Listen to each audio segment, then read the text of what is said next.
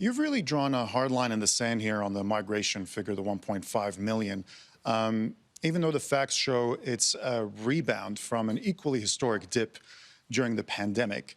Now, considering the fact that in the last year your party has lost government, lost its last foothold in the mainland, lost the Aston by-election, and considering the fact that half of modern-day Australians are either immigrants or born to immigrants, are you the least bit worried that this kind of rhetoric on migration is tone deaf or could further alienate voters from the Liberal Party? Well, it's very important you don't verbal any of us on migration because what we're against is unmanaged migration.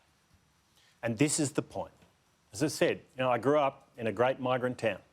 If you go down around the main park in Cooma, it's not far from here, an hour from here, you'll see flags from every country that worked on the Snowy. And there's a lot of colour and a lot of flags. But are you worried I grew up with that in my blood, let me tell you, in my blood. But I learnt from what I saw, is if it's unmanaged, if there's not jobs, if there's not infrastructure, if there's not services, if there's not housing, then it simply doesn't work. So you're not worried about unmanaged voters? Migration is the problem. And the problem we've got from this government is they've got all the numbers in there. They say it's not a plan, Tom. Well, last time I looked, the budget was a plan. But anyway.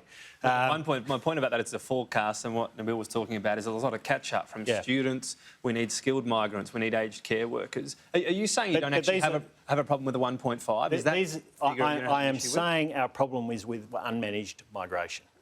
And if you don't have those complementary initiatives, it won't work. It will fail.